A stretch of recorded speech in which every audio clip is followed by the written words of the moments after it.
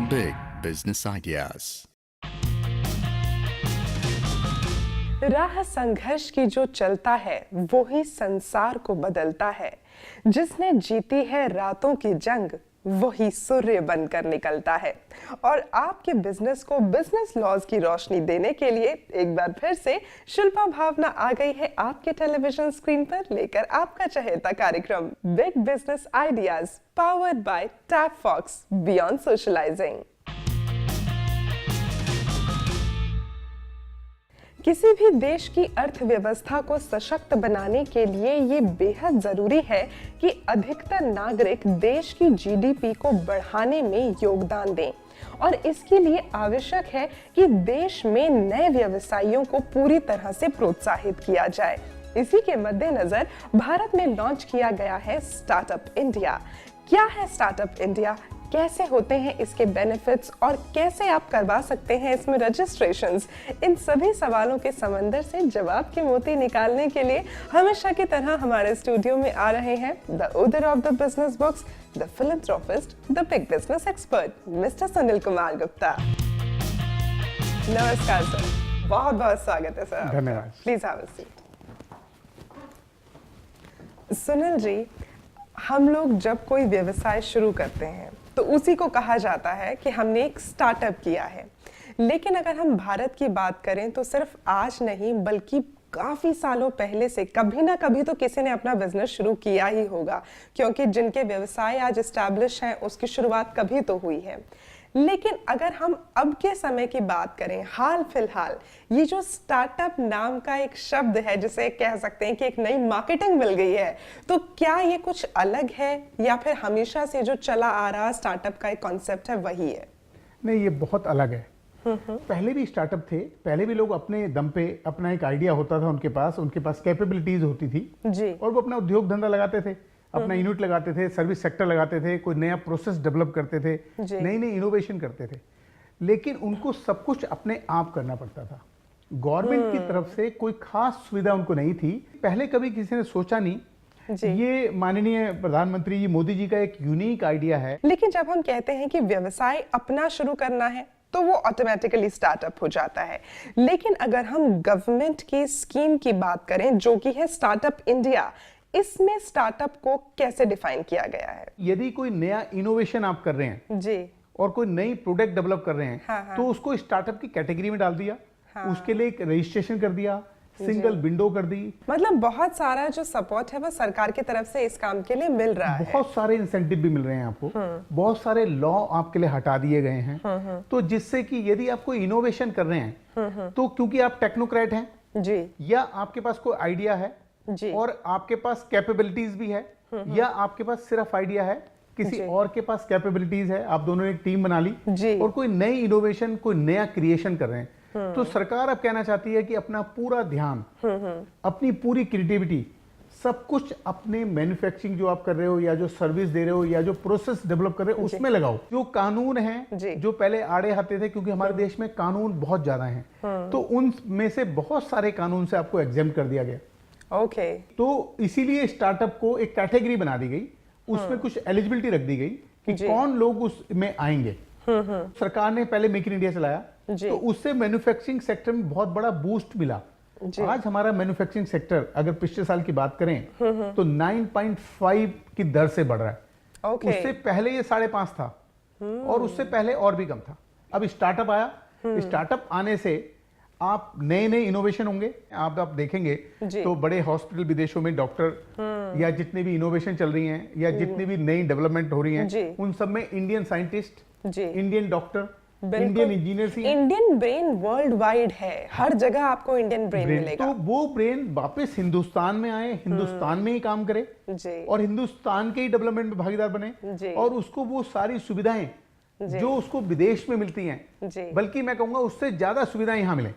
हाँ। ये स्टार्टअप की कॉन्सेप्ट है जी। मोटिवेशन जो है पहले शायद नहीं हुआ करता था, लेकिन अब वो मोटिवेशन सबको मिल रहा है और हाल फिलहाल तो हमारा बिग बिजनेस आइडियाज अभी मोटिवेशन का एक बहुत बड़ा स्रोत बन गया है। तो बहुत से लोग मोटिवेट हो रहे हैं हमारे प्रोग्राम को देखने के बाद अपना बिजनेस करने के लिए।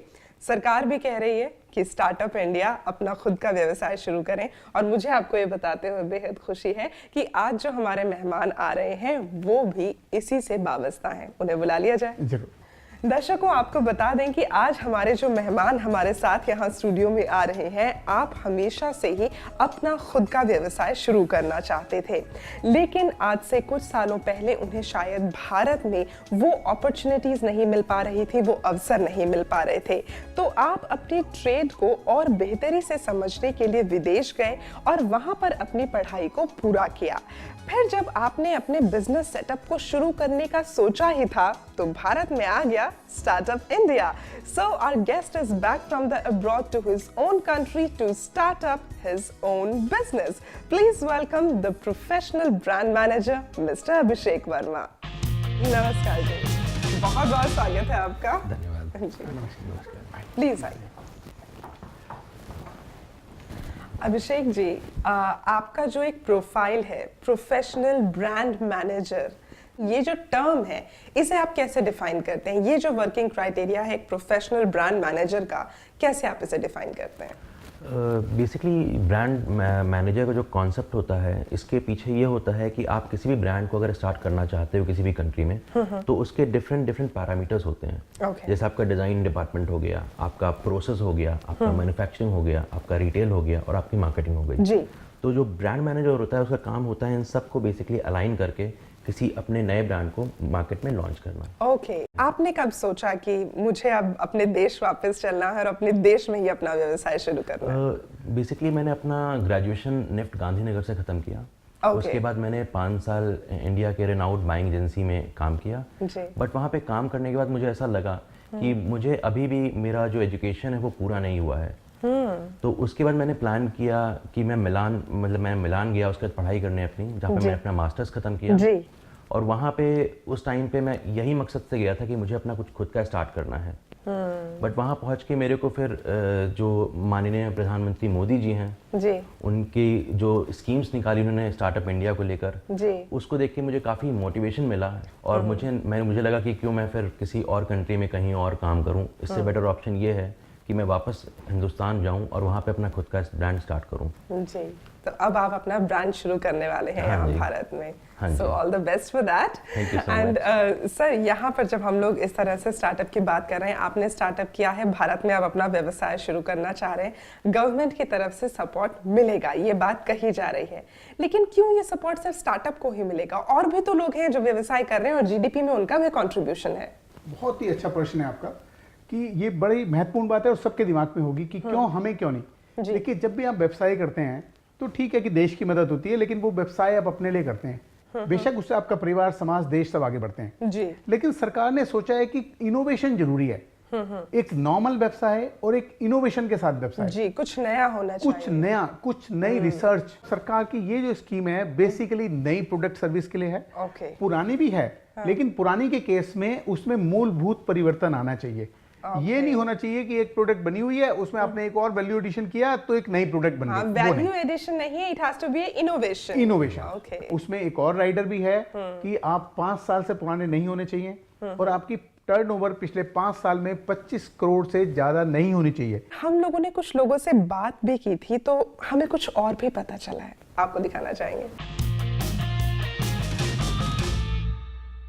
स्टार्टअप में 97% क्विट कर जाते हैं क्योंकि लोगों के पास पेशेंस नहीं होता उस चीज़ का कि हम ग्रो कर पाएंगे या नहीं कर पाएंगे इस चीज़ को छोड़ के।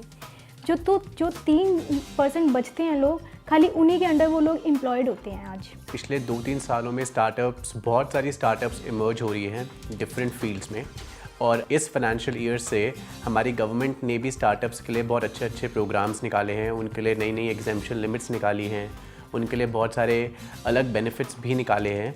क्या बेनिफिट आ गए? सबसे पहला बेनिफिट है कि ये ऐप बेस है।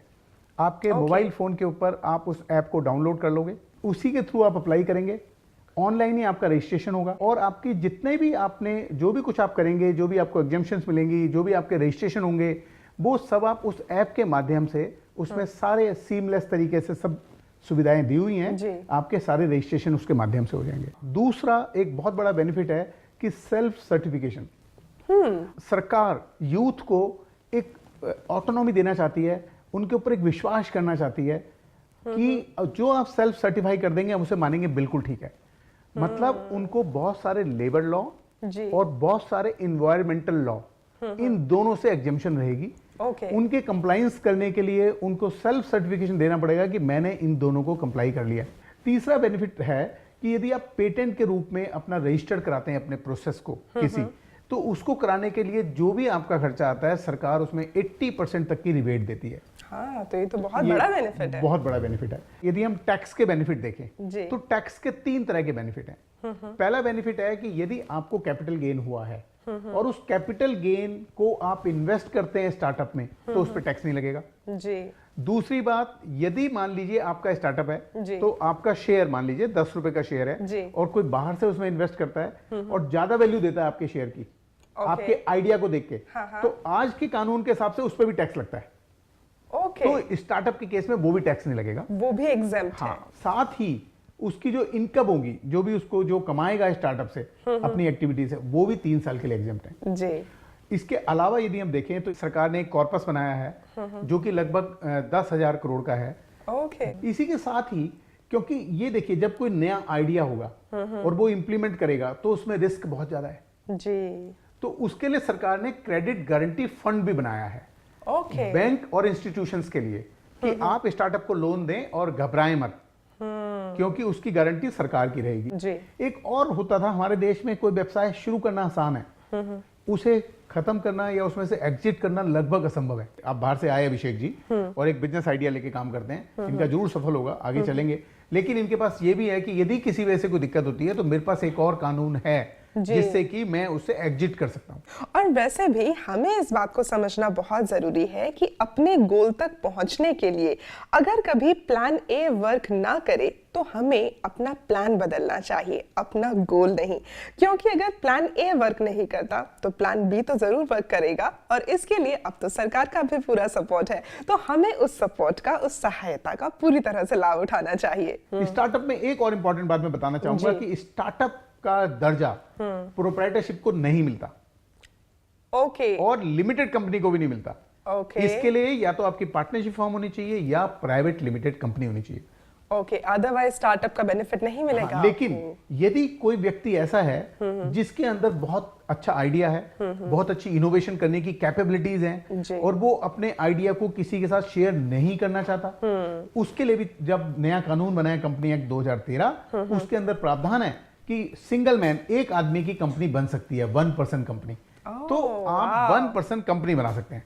अभिषेक जी, आपने क्या सोचा है कि आप क्या इनोवेशन डालने वाले हैं अपने इस ब्रांड मैनेजिंग के व्यवसाय में? इनोवेशन बहुत ज़रूरी है आज के मार्केट में जी। तो अगर हम अपने इंडियन मार्केट को भी देखते हैं तो इस टाइम पे आपका जो, मैं बेसिकली प्लान कर रहा हूँ शू बिजनेस में आने के लिए।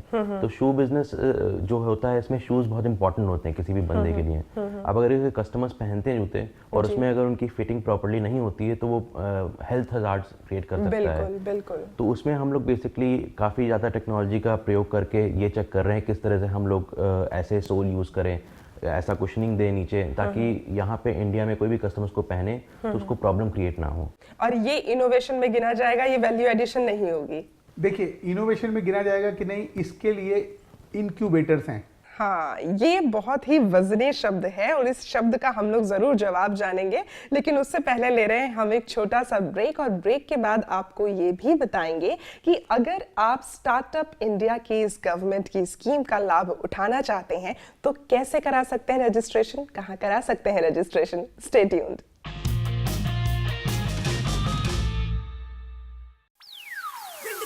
Hey, what's up? This is Hardcore. Oh, yeah. And you are watching me on Big Business Ideas. Only on Z Business. Look after your business. Your body, baby. Move your body, baby.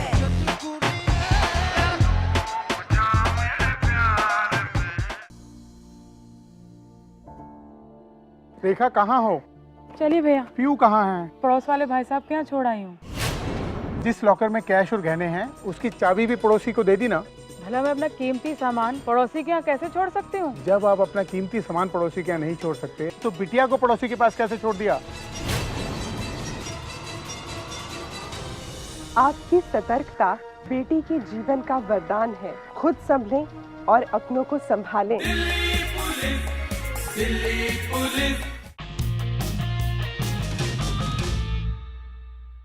Break के बाद एक बार फिर से स्वागत है आपका। आप देख रहे हैं big business ideas powered by Tab Fox और हम लोग आज बात कर रहे हैं स्टार्टअप्स के बारे में, स्टार्टअप इंडिया के बारे में। ब्रेक पे जाने से पहले आपने सुनील जी एक बड़ा ही खतरनाक वर्ड कहा था, इनक्यूबेटर। ये क्या होता है? अलग अलग विषय के लिए, अलग अलग इनोवेशन के लिए, अलग अलग विषय पे इनोवेशन करने के लिए अलग अलग इंक्यूबेटर होते हैं जी। वो इंक्यूबेटर या तो हमारे पोस्ट ग्रेजुएट कॉलेज जो होते हैं उनमें होते हैं, या यूनिवर्सिटीज में होते हैं, आईआईटीज में होते हैं, एनआईटीज में होते हैं। क्या काम करते हैं इंक्यूबेटर्स? ये रिसर्च करते हैं बेसिकली। Okay. और आप यदि कोई आपके पास इनोवेटिव आइडिया या रिसर्च है और आप उनको देते हैं तो वो उसको वेरीफाई या सर्टिफाई करते हैं कि हाँ आपकी इनोवेशन नई है Okay. और आपकी वो वैलिड है। Okay, that is how it is connected to startup India. Yes, startup India के लिए जब आप रजिस्ट्रेशन के लिए अप्लाई करते हैं जी। तो आपको 6 बेसिक क्राइटेरिया पूरे करने बहुत जरूरी हैं। तो उनमें से यदि पहले 3 हम देखते हैं तो वो इंक्यूबेटर से रिलेट करते हैं कि पहला आपको एक सर्टिफिकेट ऑब्टेन करना पड़ता है इंक्यूबेटर से कि आपका प्रोडक्ट जो है ये एक इनोवेटिव प्रोडक्ट है। हाँ, इंक्यूबेटर जो होगा वो इंक्यूबेटर कौन सर्टिफिकेट देगा? या तो वो इंक्यूबेटर पोस्ट ग्रेजुएट कॉलेज का इंक्यूबेटर होना चाहिए जी, या वो एक ऐसा इंक्यूबेटर होना चाहिए जो गवर्नमेंट फंडेड है, या ऐसा इंक्यूबेटर होना चाहिए जो कि गवर्नमेंट एक रिकॉग्नाइज्ड है।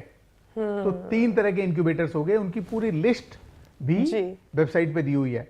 उनसे आपको ये सर्टिफिकेट ऑब्टेन करना पड़ेगा। बिल्कुल। इंक्यूबेटर के अलावा और 3 रास्ते हैं। उनमें से पहला रास्ता हुआ कि आपने एक फंड ढूंढा, या तो वो इंक्यूबेटर फंड हो या एंजल इन्वेस्टर हो, लेकिन वो जो भी फंड हो वो सेबी के पास रजिस्टर्ड होना जरूरी है। ये सेबी जो होता है security exchange board of India होता है, ये एक रेगुलेटर है जी। वो फंड यदि आपको एक सर्टिफिकेट देता है कि वो 20% से ज्यादा इक्विटी या 20% इक्विटी आपके आइडिया पे या आपके प्रोजेक्ट पे या आपके कॉन्सेप्ट पे या आपके प्रोसेस में या आपके सर्विस जो आप लगाना चाहते हैं में लगाना चाहेगा जी। तो आप फिर एलिजिबल हो जाते हैं स्टार्टअप में रजिस्ट्रेशन के लिए जी। उसके बाद आता है कि यदि गवर्नमेंट ने कोई इनोवेशन की स्कीम निकाली है और वो गवर्नमेंट उस स्कीम को फंड कर रही है, उसमें कोई इनोवेशन आप कर रहे हैं तो डायरेक्टली आप स्टार्टअप में रजिस्ट्रेशन करा ही सकते हैं। बिल्कुल बिल्कुल। एक और है आखिरी, यदि कोई आपने रिसर्च किया है, कोई आपने पेटेंट, आपका कोई पेटेंट पब्लिश हो गया, हाँ, तो भी आप स्टार्टअप में रजिस्ट्रेशन करा सकते हैं। फिर आपको ऊपर वाले तरीके अपनाने की जरूरत नहीं है, ओके, क्योंकि आपका पेटेंट ऑलरेडी पब्लिश हो चुका है।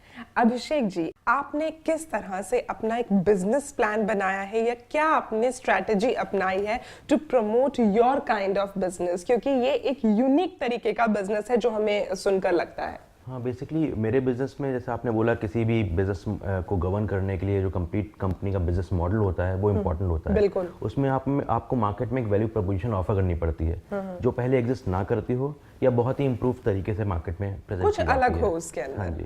तो अपने कंपनी में मैंने ये किया कि हमारा मेजर जो फोकस है वो बेसिकली डिज़ाइनिंग एरिया है। तो मेरे बिजनेस मॉडल में मेजर जो मेन चीज़ है वो बेसिकली इसी चीज़ की है कि वो इनोवेशन से काफ़ी इंस्पायर्ड रहेगा। हम लोगों ने अभी कुछ लोगों से बात की थी और हम लोगों ने पाया कि जब उन्होंने बिजनेस शुरू किया था तो उनको कुछ दिक्कत आई थी।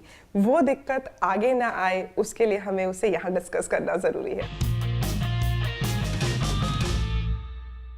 When I resigned from my last job, तो that time my salary was somewhere around 7,500. तो कैपिटल जमा करना बहुत मुश्किल था, तो हम अपने घर में से ही काम किया करते थे। तो मेरा फर्स्ट इन्वेस्टमेंट था मेरा कंप्यूटर, तो हम बहुत मुश्किल से जुटा पाए थे 25,000 रुपया। तो वो मेरा you can say seed capital, you can say that. तो दैट्स हाउ वी स्टार्टेड। जब ऑटोमोबाइल का शुरू किया तब हमको कंपनी ने बोला था कि 1 महीने के अंदर आपको ये सब रेडी करके देना है, जैसे शोरूम, वर्कशॉप से लेके सब चीज़। और फाइनेंस की भी वो टाइम पे बहुत दिक्कत थी, तो पूरा 1 महीने पहले मालूम नहीं था कि हमको डीलरशिप मिलेगी, और पूरा फाइनेंस से लेके सब 1 महीने में ख़त्म करना बहुत चैलेंजिंग जॉब थी। तो जब कोई व्यक्ति अपना व्यवसाय शुरू करता है, सबसे बड़ा चैलेंज तो ये कि पहला प्रोजेक्ट है, मुझे अपने आप को प्रूव करना है, दूसरा फाइनेंस भी लेकर आना है। आपने भी ऐसा कुछ फेस किया है अभी तक? जी बिल्कुल, मतलब अपने आइडिया के साथ तो मैं आया मार्केट में, बट मेन प्रॉब्लम हमेशा फाइनेंस की रहती है। वो आपको कहीं ना कहीं से करना पड़ता है। पर जो स्टार्टअप इंडिया, इसके थ्रू अब मैं कोशिश करूंगा कि कुछ हमें उसमें से कुछ फंड्स मिल पाए एंजल इन्वेस्टर या किसी के पास से। आप मैन्युफैक्चरिंग की तरफ भी देखते हैं? इस पॉइंट ऑफ टाइम पे करंटली ऐसी है कि जो क्वालिटी लेवल की हम बात कर रहे हैं वो बेसिकली हम कॉम्पीट करने की बात कर रहे हैं गुची, अरमानी, फरागानी। बिल्कुल। सो इनसे कॉम्पीट करने के लिए हम लोग ने क्या प्लान किया है कि इमीडिएटली तो अभी इंडिया में ऐसी जो कंपनीज बनाती हैं इस तरह के प्रोडक्ट, वो सारा एक्सपोर्ट पे ध्यान देती हैं। डोमेस्टिक मार्केट में इतना किसी ने सोचा नहीं, और ना ही आपके पास इतने ज़्यादा उस कॉम्पिटिटिव लेवल पे ब्रांड्स मार्केट में हैं। सो इसलिए हम लोगों ने ये प्लान किया है कि अभी हम ये जो प्रोडक्शन है वो आउटसोर्स करवाएंगे, but down the line after 1 year और 1.5 ईयर्स हम लोग इस चीज़ को अपने मतलब इंडिया में खुद स्टार्ट करवाएंगे। तो ये एक बहुत अच्छी बात है। लेकिन यहाँ पर सुनील जी, मैं आपसे जानना चाहूंगी, जैसे आप बता रहे हैं कि अब आप शुरू करना चाहते हैं, 1-1.5 साल बाद आप कोशिश करेंगे कि मैन्युफैक्चरिंग भी अपना शुरू करें।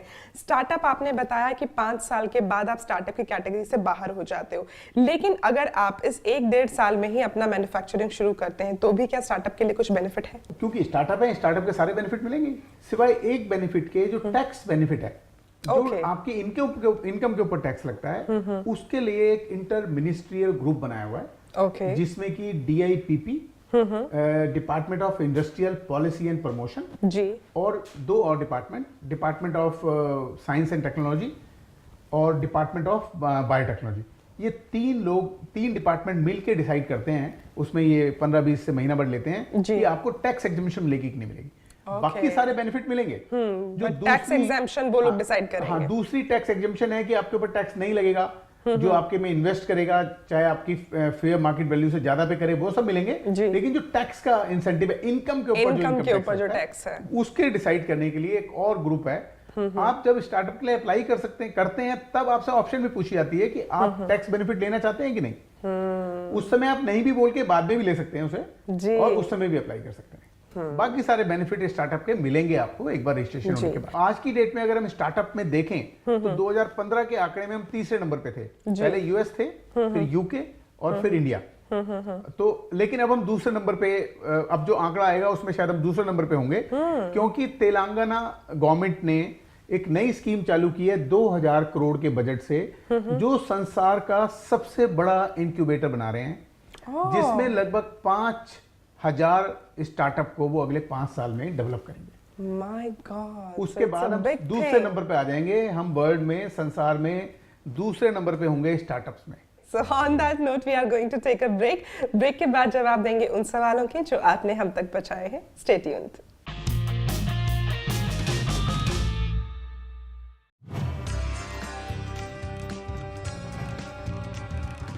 भारत का विकास लाखों MSMEs की कामयाब कहानियों से जुड़ा है, क्योंकि हर MSME के पास होता है बिजनेस करने का इनोवेटिव आइडिया। और अगर आप भी कर रहे हैं अपने बिजनेस में कुछ अलग या नया, तो आइए और बनिए हमारे मेहमान। Only on Big Business Ideas. Write us on info@bigbusinessideas.in. अच्छा किया बबलू, जो तुम इन छुट्टियों में यहाँ रहने चले आए। तुम होते हो तो मुझे श्रेया की कोई चिंता नहीं होती। अच्छा मैं चलती हूँ, ऑफिस के लिए लेट हो रहा है। ठीक है।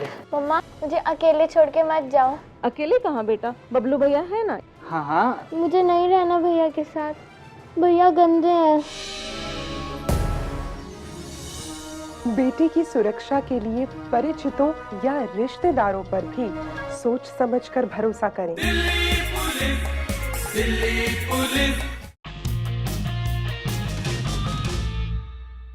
और अब हम जवाब देंगे उन सवालों के जो आपने ईमेल के माध्यम से और ऑडियोज के माध्यम से हम तक पहुंचाए हैं। तो सुनील जी, सवाल ले लिए जाएं हमारे दर्शकों के। झारखंड से आशीष कश्यप जी हैं।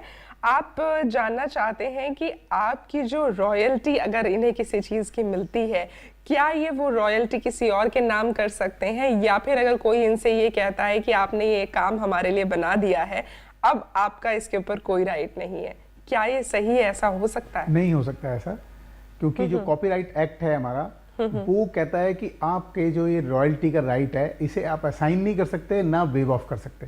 ये आप ही का रहेगा। जयपुर से रंजन शर्मा जी कहते हैं कि आपके पास आपके अपने नाम का पैन नंबर है, पैन कार्ड है और अब ये अपनी एक सोल प्रोप्राइटरशिप फर्म शुरू करना चाहते हैं, तो क्या इन्हें अपनी फर्म के लिए अलग से एक और पैन नंबर लेना पड़ेगा? बिल्कुल दूसरे पैन नंबर की जरूरत नहीं है, क्योंकि जो इंडिविजुअल का पैन नंबर है वही प्रोप्राइटरशिप में चलता है। और अब सवाल ऑडियोज के। मैं निकिता शिर्के मुंबई से बात कर रही हूँ। मेरा सवाल ये है कि प्राइवेट लिमिटेड कंपनी के डायरेक्टर या उसकी फर्म को लोन दे सकते हैं क्या? निकिता जी, बिल्कुल लोन नहीं दे सकती। कंपनी अपने डायरेक्टर को भी लोन नहीं दे सकती और ना ही उस कंपनी को लोन दे सकती जिसमें कि आपके डायरेक्टर और उनके डायरेक्टर कॉमन हो। ये दोनों में जो नया कंपनी एक्ट 1913 का है उसमें बहुत पेनल्टी के प्रावधान हैं और इनकम टैक्स के हिसाब से भी यदि आप कोई शेयर होल्डर डायरेक्टर को लोन देते हैं तो उस पर डीम्ड डिविडेंड माना जाता है। तो ना इनकम टैक्स एक्ट परमिट करता, ना कंपनी एक्ट परमिट करता। गुड मॉर्निंग सर, मैं अब्दुल बोल रहा हूँ दिल्ली से। मेरे को ये पूछना था, जितने भी गवर्नमेंट लोन प्लान होते हैं, अगर सारे डॉक्यूमेंटेशन पूरे होने के बाद भी लोन क्लियर नहीं होता तो उसका क्या कोई रिव्यू प्रोसीजर है? अतुल जी, बिल्कुल रिव्यू प्रोसीजर है। यदि आपका बैंक नहीं पास होता कागज देने के बाद तो आप उनसे दोबारा बैंक से पूछ सकते हैं। अप्रेजल नोट एक बनाता है हर बैंक, उससे उसकी कॉपी भी मांग सकते हैं कि मेरे उसमें कहाँ कमी रह गई और रिव्यू के लिए डाल सकते हैं वो कमियां पूरी करके।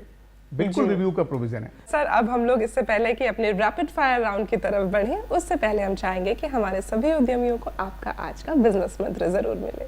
मैं बताना चाहूंगा कि जो आपका आइडिया है उसको आप मेटिकुलस प्लान बनाकर इम्प्लीमेंट करें, नहीं तो वो आइडिया ही रह जाएगा। और अब हम लोग आ गए हैं उस राउंड में जिसे हम कहते हैं Shilpa Bhavna special. It's a rapid fire, तो आपको बहुत जल्दी जवाब देने हैं। पहला सवाल, किसी भी ब्रांड को बेचने के लिए सबसे जरूरी क्या होता है? मार्केटिंग स्ट्रैटेजी, गवर्नमेंट सपोर्ट या क्वालिटी ऑफ प्रोडक्ट? बेसिकली जो आपने तीनों चीज बोला है, तीनों चीज इंटर रिलेटेड हैं, तो आप इसको प्रायोरिटाइज कर सकते हैं। I give you that option. I think first जो रहेगा वो मार्केटिंग आपका रहता है कि आप किस तरह से अपने सही जो आपके कस्टमर हैं, जो टारगेट है, उस तक कैसे पहुंचते हैं। बिल्कुल। दूसरी चीज़ ये है जो आपने बताई है वो गवर्नमेंट की जो है उसमें बोलूँगा, और जो लास्ट ऑप्शन था वो क्वालिटी ऑफ प्रोडक्ट। मुझे ऐसा लगता है कि प्राथमिकता तो मैंने ही बता दी थी आपको, marketing strategy, government support and then quality of product. And next question, हाँ, this is very important and I also wanted to know this, कि क्या एक ब्रांड को एंडोर्स करने के लिए एक सेलिब्रिटी एंडोर्सर का ही होना जरूरी है? नहीं, ऐसा कोई मैंडेटरी नहीं है। बेसिकली आपको ये देखना है कि जब भी आप ब्रांड क्रिएट करते हो, आपका बेसिकली आइडियल पर्सन होता है जी। जैसे अगर आजकल कोई बोले कि आप सिर्फ शाहरुख खान को रखना चाहते हो या सिर्फ आप ऐश्वर्या राय को रखना चाहते हो, ऐसा ज़रूरी नहीं, बिकॉज आपका ब्रांड बेसिकली एक चीज़ रिफ्लेक्ट करता है मार्केट में। तो उस हिसाब से बेसिकली ज़रूरी नहीं कि आप सेलिब्रिटी इन्वेस्टमेंट ही करें, आप किसी भी मॉडल्स को भी ले सकते हैं। Quickly react to these words. Brand, it's a value proposition, designing, innovation, manufacturing, quality, marketing, reach to the customers, right customers, and startup, patience. बिल्कुल। और मैं ये कहना चाहूंगी कि आपके अंदर भी पेशेंस बहुत अच्छा है कि आपने हमारे सारे सवालों को झेल लिया और बहुत इलाबोरेट करके जवाब दिए। सो हमारे पास आपके लिए गिफ्ट है।